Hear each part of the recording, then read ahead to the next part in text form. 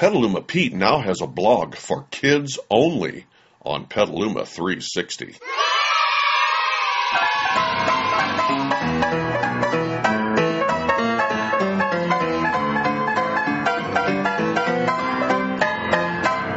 is for kids only. This is for kids only. This is for kids only. Hey kids, Petaluma Pete here. We're in downtown Petaluma today, and it is so early the sun isn't even out yet, and I'm not awake yet, but we're going to be heading for City Hall today, and this is a very special edition of Petaluma Pete's Kids Corner because it's the 25th installment. So instead of learning a new word, let's learn a number. That number is 350. Why 350? Let's go to the City Hall and find out why. Come with me. Now, kids, I thought we were going to Petaluma City Hall just to be a part of this volunteer landscaping project, but upon arrival, we encountered this big sign with a huge 350 on it and hundreds of people all wearing these Rebuilding Together Petaluma t-shirts and listening to adults giving speech after speech after speech about the number 350. What's the big deal about 350? Was it because there was only enough room there for 350 people? Nah, 350 isn't the City Hall address. That number is 11. So what does 350 mean, kids? Oops, no time to ask now.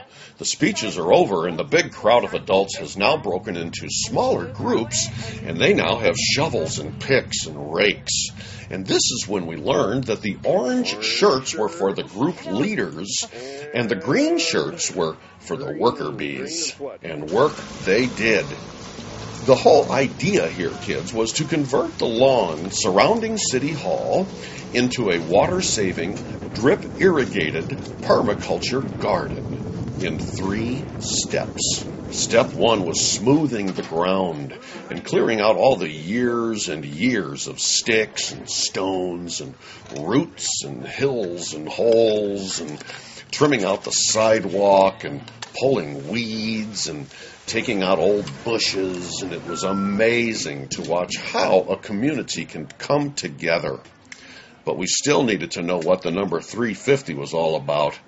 But everybody was so busy, we didn't want to bother anybody, so we helped as they started on step number 2. A technique called mulching, where these big, long rolls of cardboard are hauled in and picked up by these really strong adults and carried to the ground that's been cleared and then spread out like you were laying floor covering in your house or rolling out a welcome carpet for a special event like the Academy Awards or something. What does the number 350 have to do with any of this? Well, kids, we finally learned that this event was only one of more than 5,000 International Day of Climate Action events going on at the same time all around the world, publicizing the urgent need to reduce greenhouse gases below 350 parts per million to avoid a global warming disaster. According to 350.org, scientists say that 350 parts per million CO2 in the atmosphere is the safe limit for humanity. And we are already over that at 387. And because it could take years to turn this number around, many of these adults you see here doing all this good work here may not even be around to see the result of this global 350 initiative. But you might very well still be here, kids, so you can pass this sort of thinking on to your kids and help bring that number down to under 350 where it belongs. It sure did feel like 350 people when all these adults took a long, deserved break for lunch and, in some cases, depending on what kind of shape they were in before they started about 5 hours ago, either walked or limped over to the food tables. So many people, so little time, and where is Petaluma Pete's tip jar when he really needs it? Anyway, after lunch, already a little tired and sore, our 350 volunteers set to work with step number 3.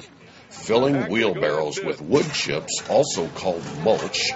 And then they pushed these wheelbarrows over to the cardboard sheets that were now covering the old lawn, and then dumped the mulch on top of the cardboard sheets, while other volunteers filled more wheelbarrows with this rich black soil. And they pushed these wheelbarrows over to planters that had been built earlier. And while all this was going on, we saw other volunteers digging holes to plant new trees, where they uncovered this dazed and confused worm and this busy ladybug, both of whom were really happy to see somebody finally doing something to improve their neighborhood. And plantings included vegetables and fruit trees, as well as habitat and native plants that require very little water. Kids, back when Petaluma Pete was a kid, most adults didn't think about the environment, which is part of the problem now. So ask your adults to visit 350.org to learn how you can help bring that number back down to 350 and help make your kids' future a healthier place to live. Well, that about wraps it up for this special edition of Kids Corner, kids. And as usual, until next time, don't forget to be nice to everyone, listen to your teachers, and eat more veggies.